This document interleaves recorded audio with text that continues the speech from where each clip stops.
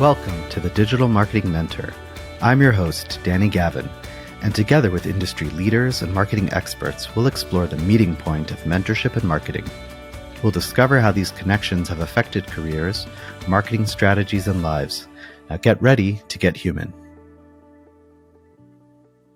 Hello, everyone. I'm Danny Gavin, founder of Optage, marketing professor, and the host of the Digital Marketing Mentor. Today, I have Sarah Stemen, owner of Sarah Stemen LLC. With 15 years of experience as a paid search manager, Sarah's passionate about creating and executing effective online marketing campaigns that deliver results for clients. She has a strong background in Google Ads, Google Analytics, and SEO, and is certified in Google Ad Search and Display.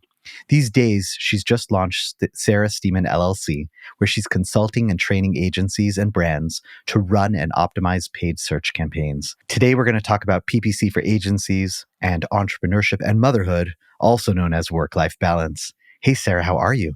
Good. How are you? Doing so well. It's so nice to have you on. You sort of like have popped up into the LinkedIn scene and you're like a PPC influencer. I had the awesome opportunity to meet you at Brighton SEO. So it's really such a pleasure to have you here today. Well, thank you so much for having me. And all the things you just said about me are super flattering. That's what I've been hearing from others. Like, oh, you're a PPC influencer. And I'm like, I just write from the heart. It's kind of interesting because I think people feel like to become an influencer, especially on LinkedIn, it's like, you got to be this and do that. But really, it's about tapping into your soul, tapping to who you are, and just sharing what you think and feel. And, that's actually hard for some people to do. But the people who can do it, I think, they're the ones who kind of are able to get the message out and have that following. Yeah. No, that's been exactly my approach. Well, it's fun to watch you, and I can't wait to continue to watch you. Thank you. So let's jump right into your educational background. So where did you go to school and what did you study? I always say that I started all this before, our field was really invented. So I went to school at Bowling Green State University. Yeah, it's in Ohio. So I've stayed in Ohio my whole life. I've always just known that, I want to live close to home. So I went, 2 hours away to a state school. I got my degree in management information systems. And then also I had a kind of a minor. It was called Information Systems Auditing and Control. I thought I was going to become an accountant, but lean towards that technology side because I also liked programming. So it turns out I was actually a pretty decent programmer, but it was COBOL actually. So COBOL, if you know programming languages, it's pretty straight lined. So once we started to get into like the object oriented, the more technical side, it started to really, for me, I just didn't like that side as much. So I was okay enough programmer, but not good to really have, a true career in that. But that major got me started. So I am glad for that major. And then I did also do a master's degree as well. I did that at Otterbein, a small local college. And I did that just during a period of time of reflection because I was in my career and I thought, I like what I'm doing. I really like the technology side, but I truly like marketing. So how can I move from technology into marketing without, making that look funny? And the MBA did that for me, I think, in a lot of different ways. So interesting, just with me. So I also got my MBA. And when I went to get my MBA, it was also with a focus of marketing. But I kind of decided I didn't want to just take the marketing classes. So I actually took one MIS elective. And it was all about database management and design. And honestly, it was one of the best classes I ever could have taken for the rest of my career. So I've got a little love towards MIS people. Oh, thanks. Yeah, no, it's, and I've done, some database work. I have built HTML pages based on databases that spit out things. So, I've definitely gotten my hands dirty in the code. To your point, it's really helped, I think, make me better at, SEO and PPC because I have that technology background and I'm not afraid to, view source and I know what I'm looking at. When you look back at your experience at those two universities, are there any experiences that you had, whether it's inside or outside the classroom, that you can kind of look today at saying, oh, that really influenced me, or that was a pivotal moment in kind of just, pushing me in a certain direction? So I had a professor in my master's degree. A lot of the professors, when you're doing a master's program, they work in the field, they're executives. So I did have someone in my master's program, and he looked at me, he goes, because I wanted to climb up, I wanted to become an executive also. And he said, "You're never going to be an executive." And he's like, "Your heart's in the right place." And he sort of explained to me, it felt like a little bit of a knock, but he said, and this is no knock on like true executives in, Fortune 100 companies, but he explained to me that a lot of those executives are more power hungry, and that I am a do good person. Like I want to do good, and I now see that as one of my biggest assets, and it is what it is, right? So I think it's okay. Yeah, no, totally. Look, I hope and I feel that it is changing a bit, but it definitely has that stigma where, it's about cutthroat. And Yeah. so when you heard that from him, was that like running into a brick wall? Was like, oh my gosh, like I thought maybe I wanted to go there, and now it's like that's been taken away from me. And I know that's kind of Yeah. weird, but Yeah, I mean, I thought so, and I think to your point, I think it's changing. I mean, I probably am dating myself, but man, I did this MBA, gosh, it was probably 15 or 16 years ago at this point, right? So, I mean, I think COVID changed that. I think a lot of, the hustle culture, people turning away from that has changed that. But I think it definitely stung at the time, but I think it also had a little bit of a basis in truth because, I do care. I do have a passion. And I see that every day when I'm building my business. I think it's another case where it's a good thing and bad thing. I think the good thing is the minute I get on the phone with a potential client, they can't help but see that passion that I have. But I think the hard part is to even get on the phone, putting that into writing and articulating that is sometimes hard. So it's always that balance of like, how do I get in front of my customer and show my passion and show how much I care, and how can I articulate that to even get that person in that conversation, if that makes sense. totally. And I think you're doing a great job now doing that Yeah, through. no, now, Yeah, yes, now, yes, definitely. yes, yeah. And I think it's just a lot of that started, when I just started putting myself out there and like every day I get stronger and stronger. And like, it is what it is. You're cringy, but I care. But I think it's good especially for the listeners that Yeah. right, it is hard in the beginning. It's not Yes. easy to put yourself out there and to try to, look in the mirror and say, okay, what is special about me, and how do I tell people about Yeah. that without I still want to be humble, right? But I also need to let people know. Yeah. Yeah. Yeah. And my husband is the opposite of me. He does very well in corporate America. He loves the structure of corporate culture. So he works at a big company, and he will sometimes, give me different advice as well. And, I'll take it for what it's worth and either choose to apply that or not, if that makes sense. But he did tell me at one time exactly what you said when it talks about being humble. He's like, we're humble people. He's like, in sales, you need to come out and tell people you're the best.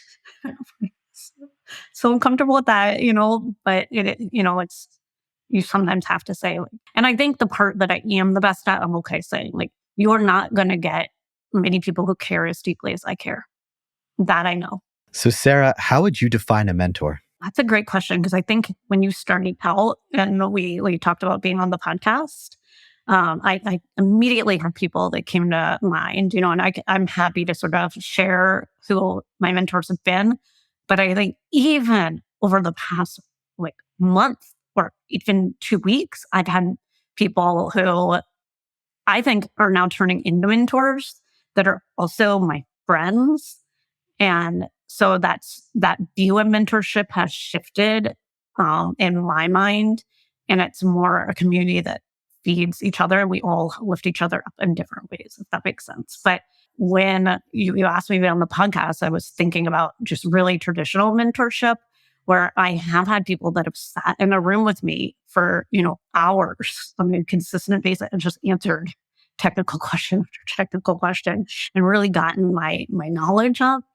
But then they've also guided me in that mentor type fashion. Like, you should you should join this board or this organization. So We should talk a little bit about both those, right? Like, so like your pre-business experience and post. So in the world of pre, I know you've mentioned Chris Boggs, Jason Tabling. yes. Would love to hear a little bit more about how, how their influence and how they mentored you. So Chris, he's pretty well known in the SEO world. He worked for the agency. So I was, and I think Amalia sometimes calls the younger, I was a baby marketer, right? So in fact, I think I had just finished my MBA when I started working in digital marketing. And so he would come down as the agency that was executing on the strategy. And we would sit in a conference room and just talk and ask questions about SEO. Now, looking back at that, that built my career, right? He taught us. And we also, as a team, because it wasn't just myself, we had an intern, we had other people that were learning digital marketing for the first time. So it wasn't just me, but I can see kind of 20 years past that looking back. And that must have been really rewarding for him as well, because you want a client that wants to learn. Those people that are hungry for the learning are the best type of clients to have, because they then in turn advocate for you. And I've definitely, in my approach to client management, I have made it my mission to empower my clients in the same way. Sometimes you can't teach that. I try to articulate it for people at the agency, because they'll sometimes wonder, like, why do the clients love you so much? And I'm like, because I don't want them to be caught in a hallway conversation that they can't answer. So I'm willing to have that conversation in like a kind and compassionate way, because I know that when your business partner comes and asks you, why do impressions go down? And you're not in the account day in and day out, and you don't know necessarily that answer, that can be a very hard question, because we can rattle it off like this. They can't. And so I help them with that. If that makes sense. No, totally. I think your average agency, people are just doing what they need to do. Correct. But they don't necessarily look at the client and say, ooh, how could I really help you more? Yes. Yes. And just have, being able to give that little bit of advice. I was on a call yesterday. It's a pretty big sports store, and I was speaking to their VP of marketing, and she was, she had some issues with GA4 and like, oh my gosh, and I have no idea what to look at. And, obviously I'm trying to get the gig to be pitched, but I literally spent like, I think 30 or 40 minutes of the meeting just kind of helping her out with some of the main problems that she wanted to hire me for.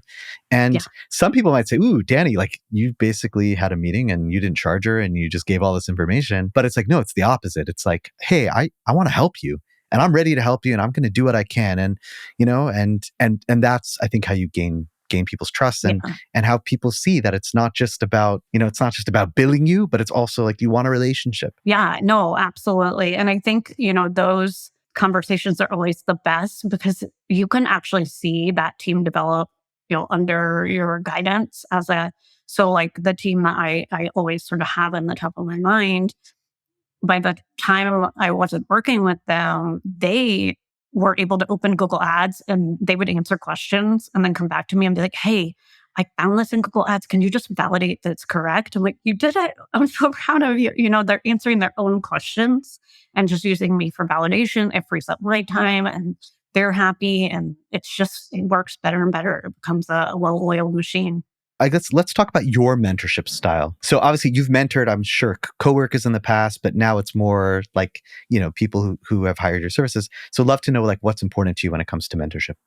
And forget, it's actually, I do. I know who's told me this, because I think he is now connecting with someone I know, but it was actually someone that was fairly young to me. And it had to do with, because I was starting to date my husband, and the comment he made is, giving someone access to you is like the biggest gift that you can give someone. And that is what I'm talking about, because so when I'm truly mentoring someone, they have access to me. That means that yes, that I have people that are, junior that do text me at, 9 and 10 o'clock. Now, I may not get that text until I usually wake up at 5 or 6, but I'm always going to respond to like, hey, I was sleeping, I went to bed at 9 a.m., but I did get your text. And then they'll apologize. Don't worry about it. If you are having a problem, just reach out. It's okay. and then just getting on the phone, guiding them through that. So I just give them access. There's just an approachability about it that you never make someone feel bad for ever answering or asking any type of question. You're always just answering, not ghosting them. Yeah, totally. And so I think those points of like non-judgment, granting people Yeah. access Yeah. and really empowering them, like that's so cool. Yeah. I like how you're like also opening, letting them text you at any time. And Yeah. and then they know like, okay, just because they didn't answer you right away is not a problem, but like just to have that, it's like just a normal, healthy relationship, right? Yeah, exactly. Exactly. Yeah. It's just that. And, I find that just in mentoring, you get as much as you give because especially, sometimes when and I guess I'm referring now to like people that are a little bit more junior, they're fresh in their career, they just need that hand holding and that reassurance. And sometimes it's how to phrase an email, how to things like that. So it's very sometimes can feel heavy handed at the beginning, but you can see them ease off. But then you do get in return because the younger generation is actually very, very, how do I put it? They have a lot better boundaries than a lot of the people in my generation because they're not as people pleasing. They're very much like, this is my wall, my boundary that I won't cross. And whereas we're sort of like, how can I help you? How can I please? So it's, you get as much as you give in a lot of these cases. They're very emotionally mature. They just need some of that technical and the business acumen. Yeah. And I think each generation can learn from each other, right? Like Yeah. we should have more boundaries, but then, they also have to, I say, think a little bit more about the people around them. Yeah. Like maybe get on the phone because I'm not like the fact, like it goes to like 15 text messages, like I'm about to have a conversation. I also learned voice memos from them, which like, it's funny, Julie Buccini and I, the other day, were using voice messages back and forth. So, it's No, it was actually a breath of fresh air because yesterday we were chatting a yeah, little bit and you sent me yeah, voice messages and most yes. people don't, but that was fun. Like I that love was them. good I love them. Yeah, because yeah. Because it just, we actually got a lot of information across and yeah, we didn't have to text a million. It was great. exactly. And tone and, all those good things. So we can thank the younger generations for that. All the people I mentor. Love it. All right, so let's jump into paid search for agencies. So for a very meta start of things, Optage is Yeah. an agency, Sarah Stemen LLC is an agency, and part of our offerings for clients is PPC advertising. However, there's the old adage that the cobbler's kids' shoes have holes in them. It can be very difficult to do for ourselves what we do for our clients. How do we overcome those challenges of PPC advertising for our own agencies? First way I overcome it for me, and I can't remember if we talked about this. So I just can't afford to do paid search advertising for myself. I just do not have the budget for it right now. So that is an easy way to overcome doing that for myself. But I think that is another case, and I'm actually talking more on the SEO side, and even just the content side of my website is very, very hard to be objective about yourself. And so those are things when I have budget that I am more than prepared to offload. And I think a lot of those connections that I'm making, like meeting you, is the type of thing after I have these conversations where I'm like, you know, can you do my SEO for me? I have budget now. Can you look at my website? Can you help me make sure that it's not only SEO'd, but it's actually converting for me? So again, I think that as marketers, it is like very easy for us to do someone else's marketing, but sometimes the hardest to do our own because being good marketers, we're just like internal thinkers, we're creatives, and you have to like, put yourself in another person's shoes when you're doing it for yourself. Yeah. And that's why I always hate, I've been on calls with like a competing agency once. And it's like, well, Yeah. if they were so good, look at their website. Why isn't it so great? And if anything, it actually shows because like we're so busy. But I think what you've just said now about, in a way, it's like giving permissions to agencies to potentially go to other agencies to help them out. And I don't think there's anything wrong with that. Yeah, no, like I don't want to do my own SEO. Like, frankly, I don't even want to write the articles. Right. Like, I agree. So, Yeah, no, I love that. I think we've got to make that more of like a standard and a norm. I love that. yeah. Are there any challenges of consulting on advertising for people who have their own ways of providing advertising? So, like, for example, like the doctors, they make the worst patients. I know my father-in-law. When you're consulting with advertisers, like, is it ever difficult? It's exactly what you said when they just have preconceived notions, or if you have moved up extremely high and you're in charge of marketing for a large organization, you're clearly extremely gifted and want to make that impact, but I'm very tactical. And so having to those two minds meet, like as strong as they are in leadership and strategy wise, I'm not strong tactically and strategically in my own area. And so sometimes those minds don't necessarily meet, and it can be challenging. So just being able to say, like, this is not guaranteed. This is how it's worked in the past. This is how it's worked for other clients. And then having the question come up, well, what's a benchmark? What do you expect? What do you expect? There's always that tension there. And so I think how I've personally overcome that, it's actually kind of full circle to what we're talking about today.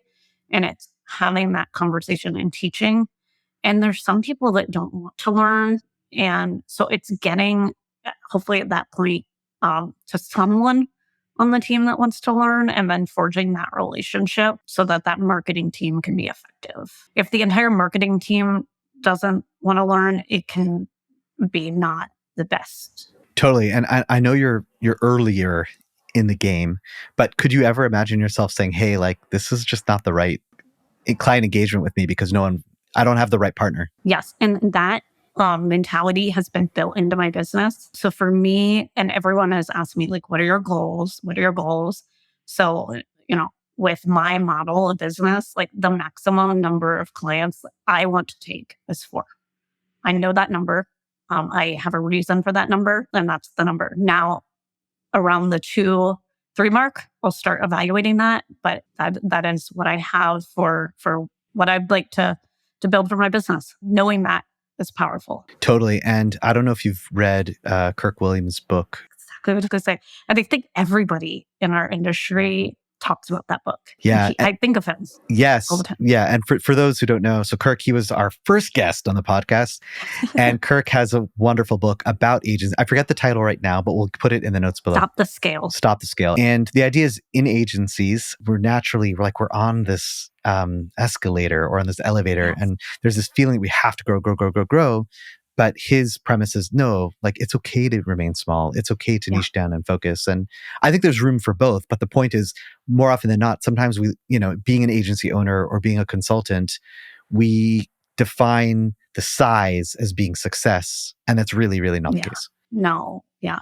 That's not for me, and that's never going to be for me. So when you have a new client, are there any setup 101 steps you take when first optimizing a new or existing campaign? Kind of just know where to find the potential things at this point. And if, on my LinkedIn, you'll see it, I'll say it. Like the first place I'm going to go is those location settings. I'm just going to make sure that like we're not vulnerable to other countries coming in with our targeting. Some of those little sneaky, like the display network checked, when it's a search campaign. So it's just all those little sneaky, it's going through each and every campaign. So that is like bare bones, the first place that I am going to start. Probably the second place is going to be those ads. And just because a lot of times I do see just not capitalizing on all the headlines, all the descriptions. And then from there, I can't believe I can like just rattle this off. But it's just when you've been doing it so long. Yeah. So I go in and I sort by budget, right? So I'm looking at all my campaigns, top budget. And then I literally look at the click-through rate, right? So here's the budget, and that just at the bare bones is going to tell me like, what is that relative to everything else? Where should I start focusing in? And then as I focus in, I go out down into the ad groups and the keywords. And then you just continuously start asking questions that go down and up and back around and circle through. And then, I am, and I probably said this, I think on the panel at the conference that we got to finally meet in person, but I gave the analogy of somebody who plays a video game and they're like a button masher, where they just It's like me in Google Ads. I go in Google Ads and I click on every button, every setting. I'm always expanding it and I'm looking, like, what does this mean? What does this mean? What is this doing? And I just cycle through that. I almost call it cycling. And it's probably my ADHD brain slash, dyslexic brain that tends to see it. And then I just have a knack for spotting things. And so that's my process. I love that. And the best part is you just like relating everything that you do. You can see how much passion you have. And I think that, some people are like, oh, like that's all like technical things, but people don't realize that like in the world of digital marketing and, whether it's paid search or SEO, I mean, it like you just fall in love with it and it's exciting and it's awesome to see that passion inside of you. There's like a little edge of competition on there. There's a little aspect of like wanting to succeed. And then there's, like add into it the magic of finding a new setting that the entire industry doesn't know about. Because, so it's like you have enough little gems to want to push you further. But you're right, SEO is quite similar. You're looking at different things like on the site and how long people are, just different metrics, but very, very similar approaches. So that fits in great for my next question, because I know you have a background in SEO and PPC. I do. And you've landed more in the PPC. So what is it about PPC in particular that you like, enjoy, or feel particularly skilled at, or, you gravitated more towards it? So I left SEO at a very pivotal time in the SEO world. So you've been doing this for forever. So we can look back and talk about that. But I left right around the time that there was no one page of search. That to me, that conversation, where people were like, what is my ranking? And I couldn't tell them that. It was just an incredibly frustrating conversation to be having. I also left at the time and I was actually, because I was on my own, actually consulting. I consulted to small agencies directly as a solopreneur. I had a little bit of a different business model. I did it successfully for about 2.5 to 3 years from 2011 to 2014-ish. Okay. I think that's about the time range. So in any case, I would have companies that would come to me for SEO, but they don't realize that I can tell them an entire SEO strategy, and now you have to go spend a lot of money executing it. And as one person, I could help guide the execution, but then we would get stuck because we'd say, no, we need a writer and a link builder. And you'd have to put together these whole teams, and there wasn't the budget for that necessarily. So I ended up actually at that time doing very, very well with IT companies. So I wanted to build that out as a service, and I would teach the developers. So those websites would come out of the gate sort of SEO'd with some of those best practices, and the developers loved it. Is there any tracking that is often overlooked for agencies in particular when it comes to PPC? If you listen to the conversations in the industry, people talk a lot about certain attribution as being like, this is the best one. I'm not going to name the company, but you do hear that. But then I also take a step back and realize that attribution has been a question since 2007. I remember when I was working on the corporate side at Nationwide, we put so much money into attribution, had, perfect modeling and this and that. Okay. And I'm like, I'm still having this conversation this many years later. So I'm just going to say our brains. And the reason I'm going to say that is like, I can read what the data is showing in the platform, and I can ask my business owner, how's business going? And I have to align those two things. That's what matters. That's very deep, because sometimes, a similar concept, and I think we can break it down. That same call that I had yesterday, she said that my PPC agency is telling me I'm having this much ROAS, and my Facebook agency is telling me I'm having this much ROAS. But if I had that ROAS together, I'd be doing really well. And when I look at it, I don't have it. So like, what's going on, Danny? Yeah. And what's going on is exactly what she knows in her heart, that's not what she has. I'm proud of her for that's her first admission. So, if I were talking to her and I'm sure you had that, I'd be like, yes, you're correct. Now let's keep doing what we know are the right things from a marketing perspective.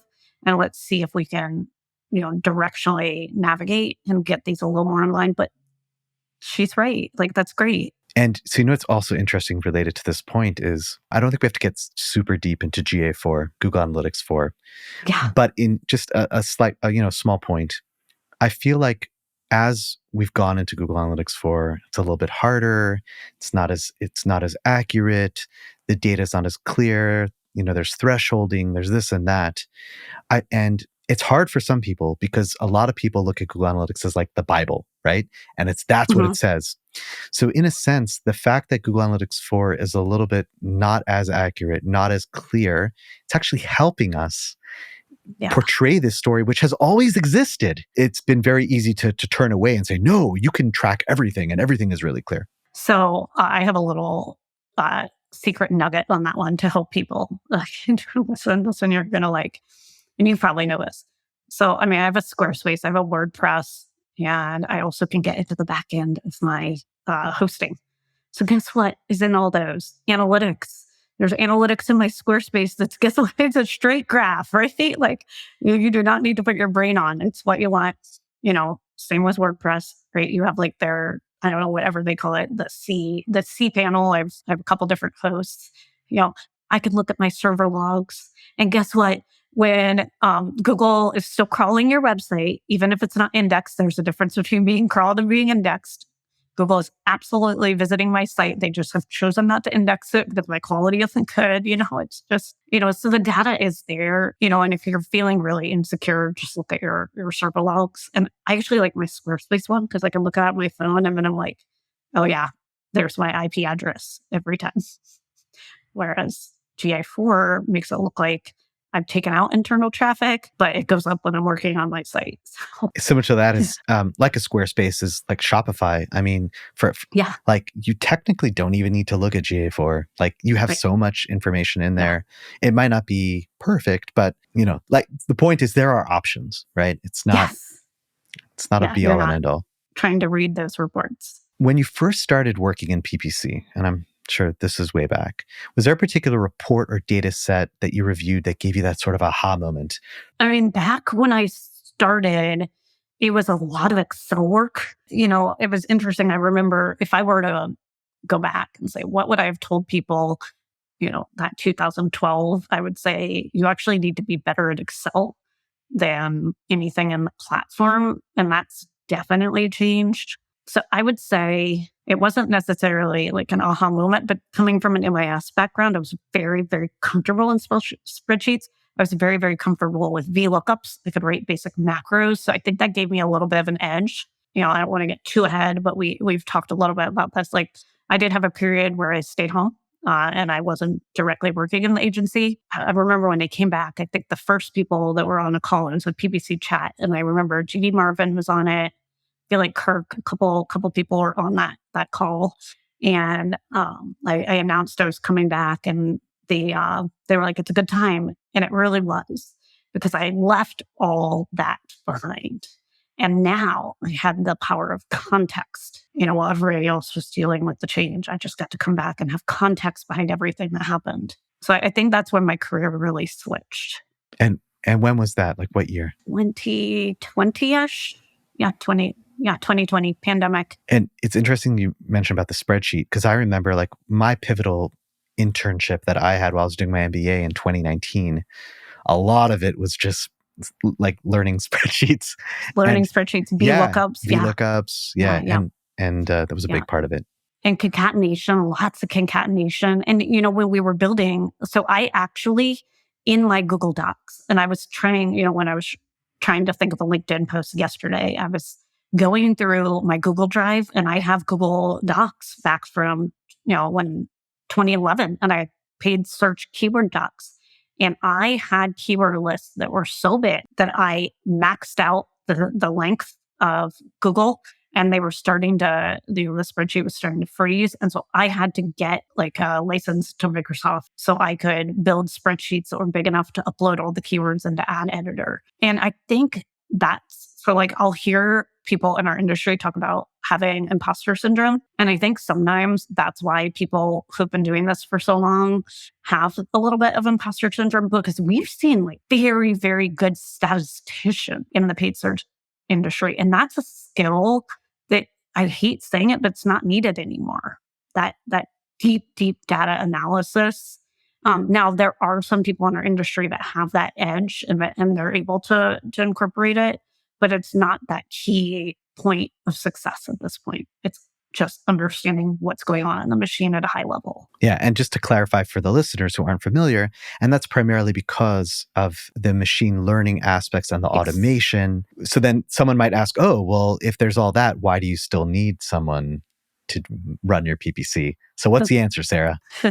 It's the context, right? So like I did a post today because I'm trying really hard not to just talk to other paid search people. I'm trying to talk to the CMOs. I know what to look for. So those insights and things.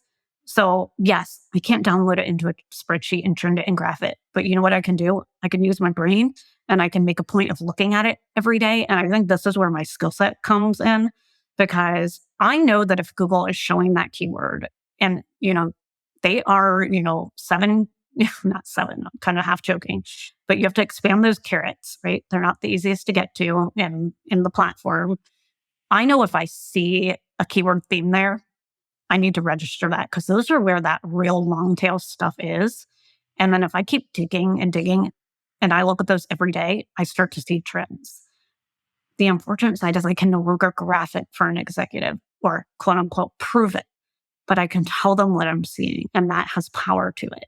There just aren't people doing that because you're right. They're caught in the day-to-day of managing the campaigns. And or they're stuck in what they used to do and they're not pivoting to what's necessary these days. So they're like, it's a black box. You can't see it. I'm like, you can absolutely see it.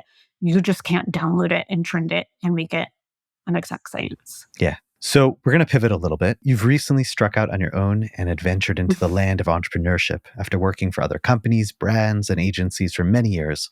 What led you to make that jump? I want to be there with my kids. I left at a time, I think I was on about 6 clients. It was very, very tough to be on calls all day, emotionally draining. And my kids would come home and I would just be sitting at my desk. I knew it was time to make that change and build that feel-good business with the max of 4 clients. And I felt like it was the right thing to do.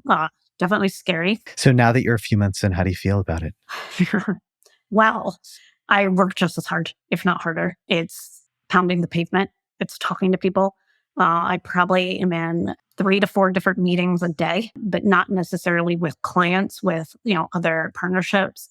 But it gives me so much more value now to my clients. So if I were to go back today to talk to clients, I think I would speak a little bit differently because I understand just more of the business landscape. I understand payment terms, which I didn't understand before. I understand cash flow. I understand having to make this or that decision. And my conversations with the people in my community are much different. So like, for example, yesterday I was talking to my friend's dad, and he has a very unique business where they build like $20 million buildings. And I was talking about 4 clients. He's like, we actually only need 1 client. And he was talking about how he gets his business. He actually calls around to like different like architects or, land planning surveyors. Like there's different places that he calls. He's like, has anyone talked to you recently?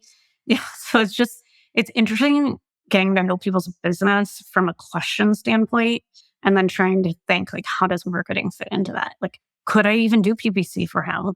That's never the question. The question is getting to know their business. So even though you're working maybe just as hard, but you are a mom, how has the shift to working for yourself changed that piece of things? I mean, I would definitely say it's a self journey. So I'm probably not as present as I idealized when I started out, but I know that that's the goal. So I think I have a vision of the future that isn't there yet, but that's okay. So it's not perfect, but I'm hopeful. Yeah. And I think, look, anytime you start something new, you have to put a lot of energy into it. And before you started, it's like, okay, you looked at the end goal and you will get there. But in the middle, it does take a little bit. So do you utilize any automation, AI, in order to help you do less of the grunt work of digital marketing and give you back some of your time to live the rest of your life? Yeah. And actually, that's another thing that I feel like, again, it's making me a better marketer. There's certain things I heard terms, but I didn't fundamentally understand them as intimately as I do now. So I use a tool, totally not sponsored, but there's other ones there. But the one I chose it's called Honeybook, essentially a mini CRM for a small business.